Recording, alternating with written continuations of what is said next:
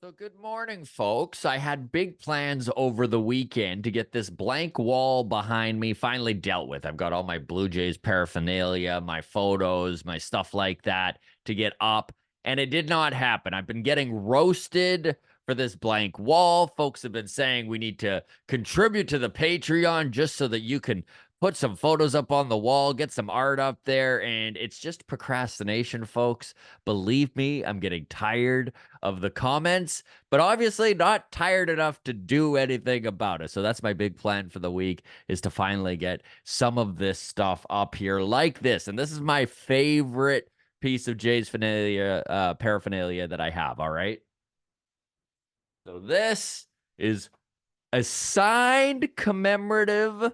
Look at that, trying to get the ring light off of it there. Jose Bautista commemorating his 50th home run back in 2010. He, of course, hit 54 dingers that year, 2010. What a sad, sad year outside of Jose Bautista being an absolute beast.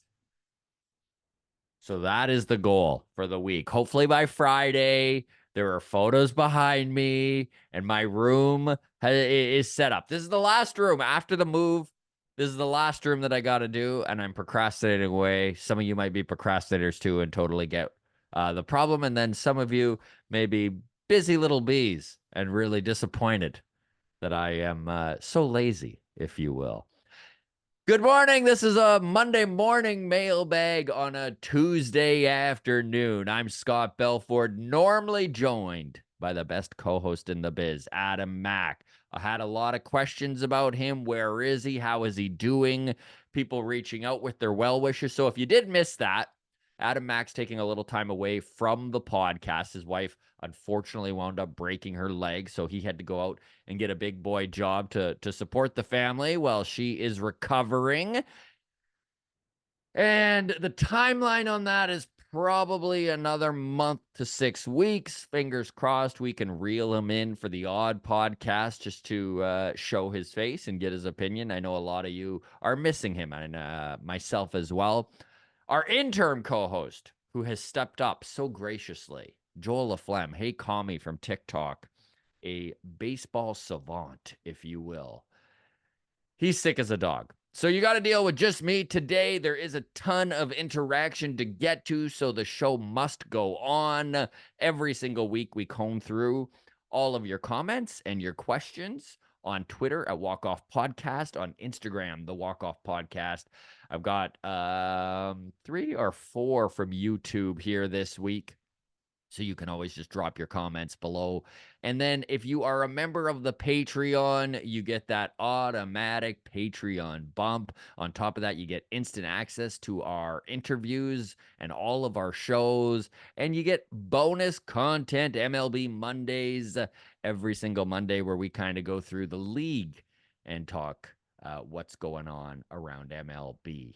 And on that, let's get into it. But before we do, I will say Baseball Town. Okay. That is going to be this Thursday. We're running a monthly live baseball talk show. If you're wondering what it is, I finally clipped some of the highlights up from May's show. That is going to be on our Instagram reel. You can also check it out. I posted it on YouTube. It's just a little minute and a half clip, but shows you kind of what we're doing there. And this week's panel is a doozy. Very excited to have down on the show Caitlin McGrath from The Athletic. We've got Keegan Matheson from MLB.com. Now, Scotty Mitchell from TSN was supposed to join us. He had something come up over the weekend, and so hopefully he's going to be able to jump on July's show. Filling in last minute. So excited to have Nick from Blue Jays Today returning. He did, him and Adam from Blue Jays Today did last month's. And so filling in the nick of time, if you will. Sorry, pardon the pun, but excited to have those boys there. I will post a ticket link for that into the comments section. Feel free to come on out. It's a great little place to meet fellow Blue Jays fans and just kind of enjoy that Jays community. And we can shit talk Ross Atkins in a safe place, if you will. So the Boston Red Sox in town game one of that series with an opportunity for this Blue Jays team to become 500 as a team for the first time since the first series of the year. And it did not happen. It's just been a very elusive goal for this team. The Boston Red Sox had as many homers through 3 innings last night, 4, as this entire Blue Jays team has since June 9th. We already know what the problem is with this team. Offense, power in particular. They are anemic when it comes to hitting the long bomb. And you folks are noticing. I mean, why wouldn't you? We're all noticing. That's what a lot of the comments are about. So we'll dive in. Let's start with Patreon. You get that Patreon bump. Mark Drabert wrote, mailbag question. I believe the Jays have missed their competitive window and need a full rebuild. However, if Atkins and management think this team is competitive, they have to trade for starting pitching. What does it say? Pardon me. What does it say about this team if they stand pat and do absolutely nothing? Thanks. I suppose I should add, they've needed a couple of bats all year, too. The worst thing this franchise can do right now is refuse to pick a lane, either try and compete or blow it up. Tough not to agree with that sentiment. Middling would truly be the worst case scenario for this team. If the front office looks at where they're at right now, they think that they can continue to compete for this third wild card spot right up until the deadline. They don't move on from some of these expiring contracts where they can get assets in return. We're talking guys like Justin Turner, Kevin Kiermaier, Yusei Kikuchi, Jimmy Garcia. These are the big ones. There are more there, and depending on how much they want to retool, strip down, however you want to reframe this at the deadline, there is more options as to who they could get rid of. Guys that maybe like Chris Bassett have 1 year left after this year as well, if that is a route they wanted to go. Hanging on to these guys, still missing out, and just being a 80 and 84 team, an 82 and 82 team, somewhere in that realm. Literally, that is a nightmare scenario where you don't cash in on the assets you do have for prospects or folks that can help your baseball team, right? Lesser players, maybe. I don't know. It would be front office malpractice, in my opinion.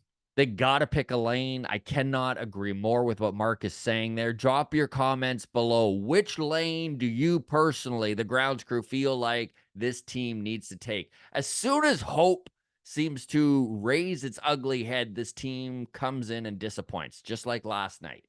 Now, off day on Thursday. Can the Jays take 2 against the Red Sox and go in to the weekend as a 500 team? That's the dream. That's the goal. I honestly am kind of at the point where I think this team is going to be around 500 the whole year, and they need to take a big leap and make a decision without just trying to ride that middle line, ride the fence. Pick a side here, gang. I just can't stomach the idea of Ross Atkins being the dude at the helm to make this decision. And if they do decide that they're rebuilding, is Ross going to start things off at the trade deadline? I don't know. We've talked about how uncertain things are. It's driving me nuts.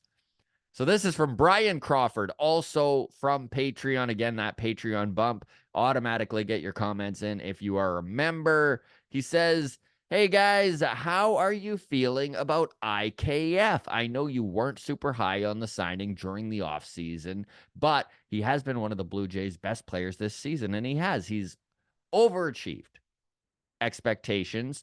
His 2024 line looks like such. He's currently sitting with a batting average of 270. He has 4 dingers, 28 RBIs, 3 stolen bases, an OPS of 690. Just a reminder, league average OPS this year is 699. So IKF just slightly below the league average, which if you look at his career numbers, is way above where he normally is. He's a defensive stalwart. He's able to move all over the diamond. And normally it's his glove teams are concerned and interested in. And I mean, that's still pretty much the case with the Blue Jays. But the fact that he's contributing at a league average offense or pretty darn close to, far above what we expected. So IKF, keep it up, big guy. Love to see it.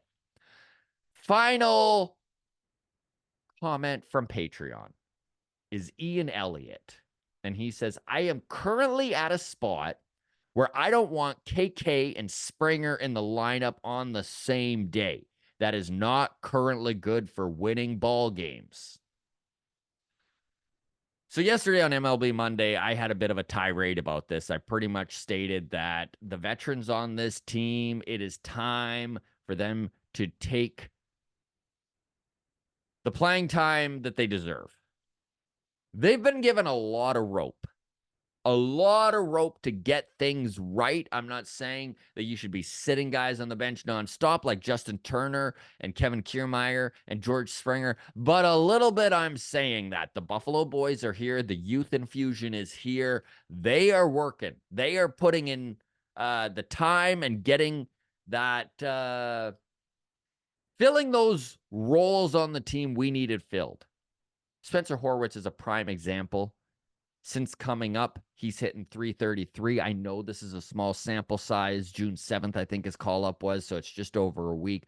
But he has done and looked really good in that leadoff spot. Stop messing with things when they're working. They played so well in that Cleveland series with this Buffalo boys leading the charge. And then to see them pulled from the lineup after Barger gets his first RBI and Horwitz is playing so well. Again, I'm well aware that there were reasons why the lineup was the way it was. Nick Pivetta and his numbers, Springer hits him well and stuff like that. But my God, listen to this, okay? George Springer, since May 1st, is slashing a batting average of 183, on base of 284, a slug of 256. His slugging is below his on-base percentage, which is a bad on-base percentage. Justin Turner finally hit a dinger yesterday. That was his first one since April 29th. Since May 1st, he's slashing a .160 batting average, 258 on base, and a 198 slug. Kevin Kiermaier since May 1st is slashing 197 for his batting average, 239 on base, and a 379 slug. Why are these guys getting as much playing time as they are outside of the fact that John Schneider has proven that he leans towards playing the veterans and he's hoping that he can catch lightning in a bottle with these guys? Obviously, he's hoping that they rebound, and I totally get it. But to go back to Mark Draber's comment of like, pick a lane, seriously, pick a lane. Like, why are we trying to middle the way through this? Let Horwitz, let Schneider, let Clement, Barger get that playing time. And if they start to struggle, give the opportunity back to the veteran guys here. This is where we're at. The back's against the wall. This is a desperate, like me saying play the Buffalo boys. This is the mentality of a desperate organization, but desperate times. Let's act like the back of this team is against the wall, because it fucking is. This season's all but over if they don't start winning series on the regular here. I don't know if they've got it in them. And if they don't, again, to go back to Mark Draber, pick a lane. All right. Davis B on Twitter reached out. He goes, hey, wish I had thought of it before yesterday. What is the Jays record in games that Bo Bichette has sat, not on the IL? Feels like in the last couple of years, whenever Bo sits, they win. I know correlation does not equal causation, but discuss. I could also be totally wrong, and they're like 2-3 when Bo is sitting, not savvy enough to look that kind of stat up. Okay, so Davis, thank you for reaching out. To start with, Bo Bichette has been held out of games lately with tightness in his calf. Not hitting the IL. It looks like he's probably going to play maybe today, maybe sit one more day. We'll see. The lineup has yet to be released. Of course, I'm sure as soon as you're watching this, the lineup is released and I look like an idiot, but that's how it goes. So Bo has played 66 games this year. The Jays have played 72, and they are 4-2 when Bo Bichette is in the lineup. Last year, I didn't dig into last year's stats. However, I will say it feels that way because the Blue Jays went on that Davis Schneider heater as soon as Bo Bichette was injured. Remember, Ernie Clement and Davis Schneider came up and pretty much saved the season while Bo Bichette was on the IL. So I'm guessing that absolutely it is skewed that way. Of course, the team was hot when this went down. I don't think there's too much to be read into the record of this team when Bo Bichette's not in it. Um, he's just such a talented guy. Obviously, if you can have him firing on all cylinders and in this lineup, it's probably the best case scenario for the team. Although it is interesting to see that the team absolutely does keep its head above water when he's not in the lineup. And does that signal something for the off season? Is he maybe in a retool scenario, a guy that they move? I know there's all the rumors about him going to the Dodgers and blah blah blah. I don't think this front office has the intestinal fortitude, the guts, if you will, to move him at the deadline, even if they are out of it. I'm not even sure they have it within them to move him in the off season. Now, I think they absolutely have to figure out if they can sign him or not, and if they can't move on, that goes double for Vladdy. We'll see. But it is interesting that they do have a 4-2 record without him in the lineup, and it does go to show you how badly he has been struggling this season, that they can put in, Ernie Clement and get pretty much similar production, which is why this team is where they're at. This is why the Toronto Blue Jays are 2 games under 500 and a middle of the road team, right? Guys like Bo Bichette not contributing. I gave you the numbers on George Springer, on Kevin Kiermaier, on Justin Turner. They're none of them are hitting the Mendoza line. So they're not only not hitting for power, they're not hitting for average, they're not getting on base. That's not even fucking small ball. That's no ball. That's anyways, I'm getting riled up here. It's just like, what are we doing? Why are we running these lineups out of guys who aren't contributing in any way? So Mike on Twitter reached out and he goes, "Hey guys, I swear every time I see EE on the bench, it looks like he could just don a uniform and smash balls into the Corona rooftop bar." Mike, I could not agree more. Edwin Encarnacion is one of my favorite players of all time. I love the dude. Just such a quiet confidence to the guy. And I still truly believe that 2017 team, what skewered them was the fact that Atkins and Shapiro let EE walk because they couldn't wait long enough for him to make a decision, and they had to sign Kendrys Morales. That is one of the moves they have made that still sticks in my craw, still gets my goat, all of those sayings. It's like to watch Edwin walk, to go to Cleveland for less money and less term.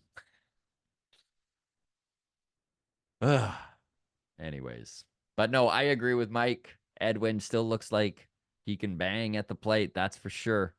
And I love seeing him in that dugout with the club. I think he's an excellent guy to have around the team right now. And I mean, we're gonna get into it here. There's other comments on the hitting coaching and stuff like that. So we'll save this brainwave for then.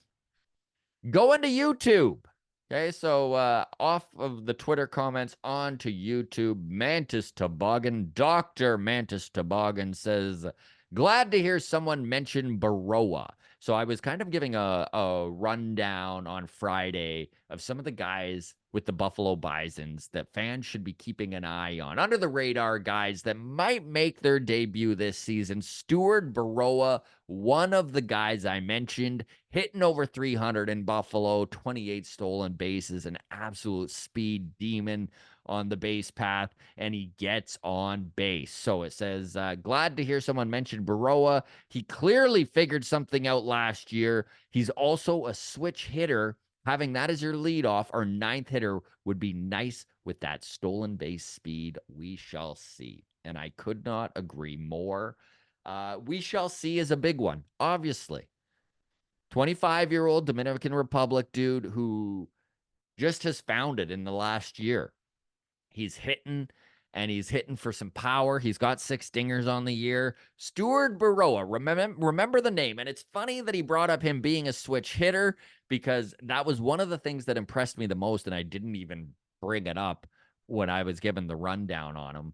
But this is an organization that hasn't had a real legit switch hitter in so long. And to have someone in the lineup, even just one guy who can flip around to the other side when they bring in a lefty out of the bullpen, my God, what I would give for that. So Stuart Baroa, fingers crossed that he works out for this Toronto Blue Jays team. Keep hot in Buffalo, kid. Hopefully we see you a little later in the season. Well, I mean, hopefully Justin Turner, George Springer, and Kevin Kiermaier become red hot, make me eat my words, make all of us just feel so horrible for not believing in them, and they're a playoff team. But if that scenario doesn't happen, and this youth infusion continues, and the Buffalo boys continue to get brought up, Stuart Baroa, a dude to watch for. Captain Cameralock says regarding George. So we had a pretty big segment on George Springer on Friday.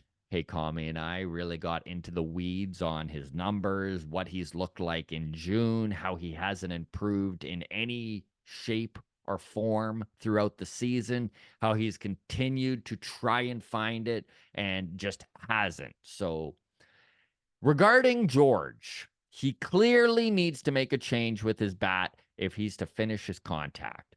I'm an idiot, but if it's age related, eye or swing speed, to me, it starts with tweaking batting stance. I remember Cal Ripken Jr. had to make several changes throughout his career to stay relevant in the box, moving bat onto his shoulder or off his shoulder to change how quick he can swing. And honestly, as guys age,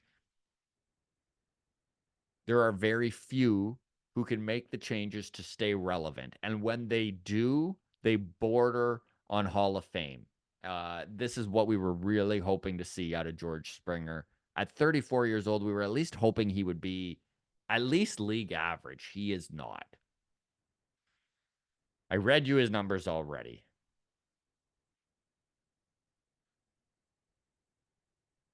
Paul Goldschmidt, Joey Votto, Nelson Cruz, David Ortiz. These are all guys that changed their swing to stay relevant and continue to play to their strengths. I know George is trying. Why wouldn't he be? I mean, he's getting paid either way, but who likes to fail as much as George Springer is failing? The big question is how long can the Jays run this out there? We just watched Jose Abreu with the Houston Astros get DFA'd. He was still owed $34 million. And they were like, having a kid playing first base, trying to develop talent that is within this organization is more important currently and going to get this or franchise further than strutting Jose Abreu out there every game. So when do the Jays hit that wall with George Springer? Listen, $34 million is a lot of money. $60 million is more. I know a lot of you were chirping me for my math last episode. So I at least am well aware that 60 is more than 34. I don't know what they do with George Springer. We've kind of hit this weird spot. Feel free to drop your comments below here. Maybe we'll circle back on George here next mailbag and see what has happened and if he's made any progress. And this is literally my biggest problem with George Springer. My biggest problem with George Springer is that he has made zero progress this season. He's trying different things, just none of it's working. To quote Captain Camerlock, I'm an idiot. So I don't know what the solution is, but dear God, I hope they figure something out. Obviously, the Blue Jays don't even know what the solution is.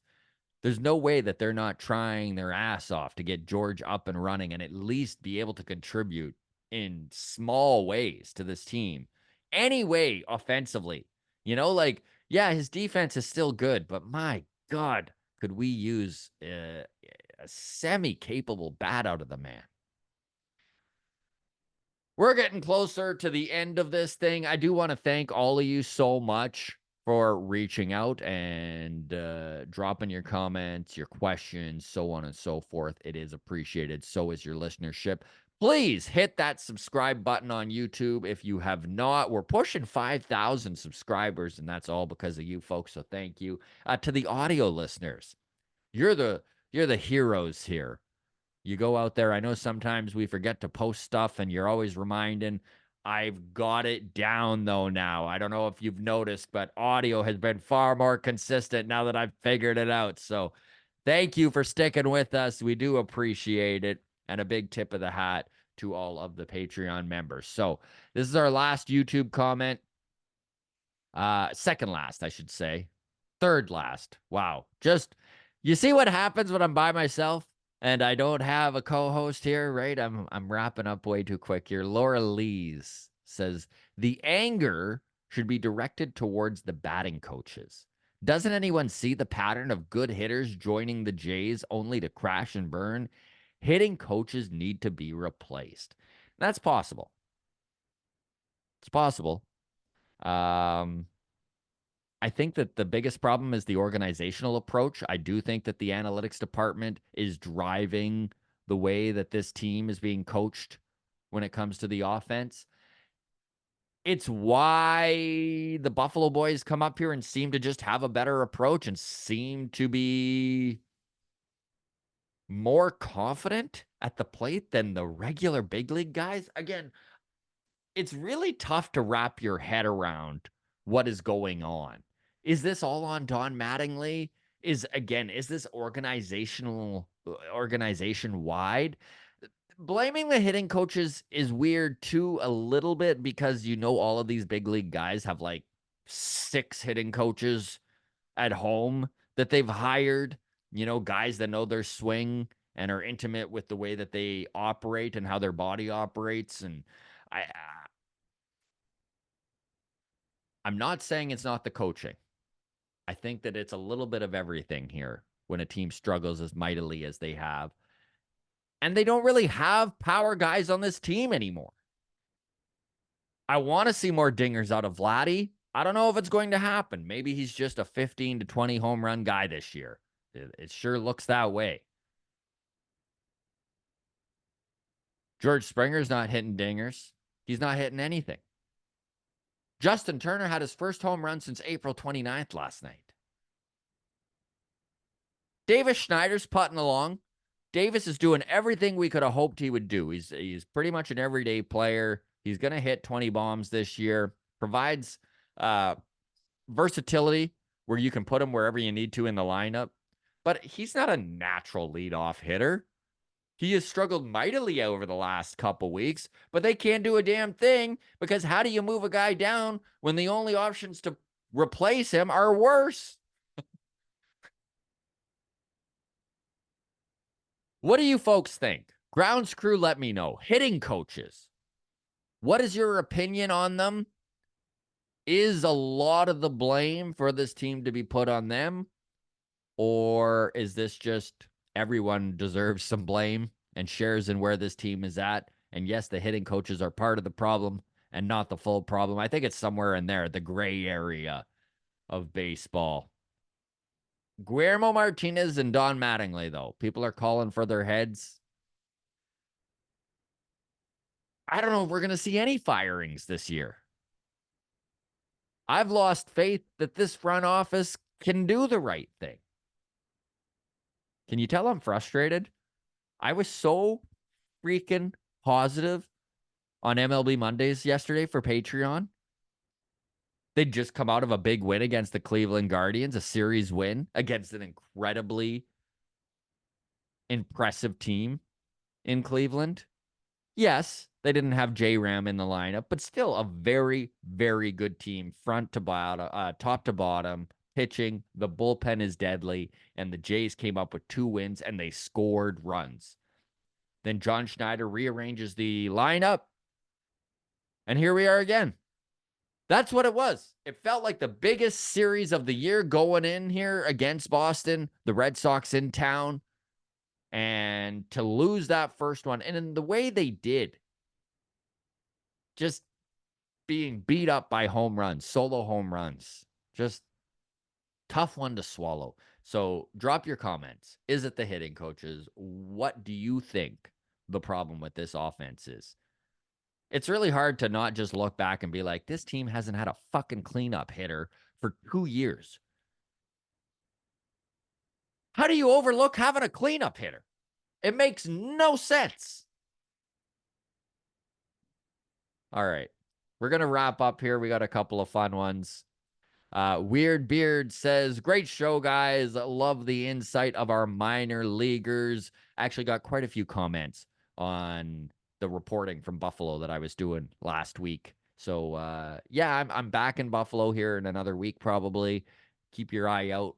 I will keep you folks posted on how the Buffalo boys are doing and who we could see in the big league club. Finally, Marcus Welby says, are you guys on strike against Gillette? Marcus obviously has the same mindset as the New York Yankees, right? Nice clean shaven. Maybe a big bushy mustache. We can deal with that. But yeah, no, I get comments like that all the time. Some folks not a fan of the beard. I find it covers up my face nicely, though, right? Nice beard is always such a backhanded compliment because I don't know if they're actually complimenting the beard or just saying, great job covering up your face. Anything is better than what you had going on. Either way, I'll take the beard compliment. Thank you so much, Grounds Crew, for following along. We do appreciate your patronage. You can always reach out to get your question or comment on Mailbag on Twitter at Walk Off Podcast, on Instagram, the Walk Off Podcast, and on Patreon, you automatically get that bump. Baseball Town, don't miss your chance to come out and see this incredible lineup of sports baseball aficionados. Okay. Keegan Matheson of MLB.com is going to be there. Caitlin McGrath of The Athletic. We've got special guest Lizzie McGuire. She's the lady who took the 110-mile-an-hour foul ball off of Bo Bichette's bat right to the face. So we're going to get the lowdown on how that played out.